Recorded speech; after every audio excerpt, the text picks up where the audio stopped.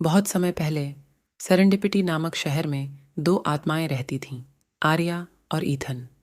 वे सामान्य लोग थे, सामान्य जीवन जी रहे थे, जब तक कि भाग्य ने उनके भविष्यों की धागे मिलाई।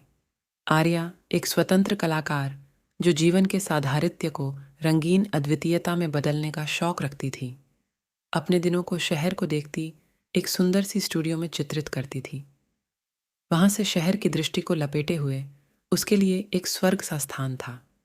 वहीं एथन एक युक्तिक वैज्ञानिक था जो उन्नत प्रयोगों पर काम कर रहा था, जो कि संभावनाओं की सीमा को बढ़ा रहे थे। उनकी पथ एक दिन स्थानीय कॉफी शॉप में संघर्षित हुई। आर्या अपनी स्केचबुक के साथ भगदड़ भरे भीड़ की सार को कैद कर रही थी, जबकि एथन अपने अनुसंधान नोटों में रत था और उसने कॉफी के आरोमा में आत्मनिर्भरता पाई। उनके पहले मुलाकातें कुछ अधिक नहीं थीं, बस शिष्ट इशारों और हंसियों की, लेकिन भविष्य ने उनके लिए एक भिन्न योजना बनाई। आर्या का नवीनतम कला प्रदर्शन शहर की चर्चा का केंद्र बन गया और एथन उसकी रचनाओं की अलौकिक सौंदर्यता से प्रेरित होकर उसकी स्टूडियो की ओर अग्रसर हो गए। जब वे एक दूसरे के साथ और भी समय बिताने लगे, उनके अंतर घुलने लगे और एक सुंदर संबंध खिला। आर्या की रचनात्मकता ने ईथन को दुनिया को एक अलग दृष्टिकोण से देखने के लिए प्रेरित किया, जबकि ईथन का विश्लेषणात्मक मन आर्या को जमीन पर बूंदे मिलने वाले रंगीन कल्पना में गहराई देता था। हालांकि जब सब कुछ पूर्ण लगने लगा, एक ट्विस्ट सामने आया। एथन को विदेश में एक प्रतिष्ठानवित अनुसंधान संस्थान से नौकरी का प्रस्ताव मिला, जिसमें उसे मना करना मुश्किल था। सब कुछ छोड़कर वहां जाने की आवश्यकता थी।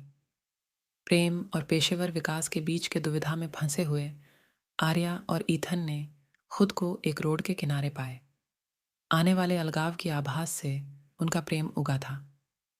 जब वे दूरस्थ रिश्तों की जटिलताओं और सपनों के पीछे के चुनौतियों का सामना करते, आर्या और ईथन ने अपने जुड़ाव की वास्तविक ताकत को खोजा।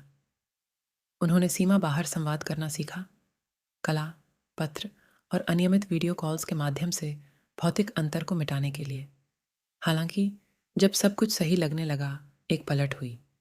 एथन को एक पत्रकारिता के क्षेत्र में नौकरी प्राप्त हुई थी, जिससे उसे अस्वीकार करना असंभव था। विकल्प, उसको सेरेंडिपिटी छोड़ना पड़ता था।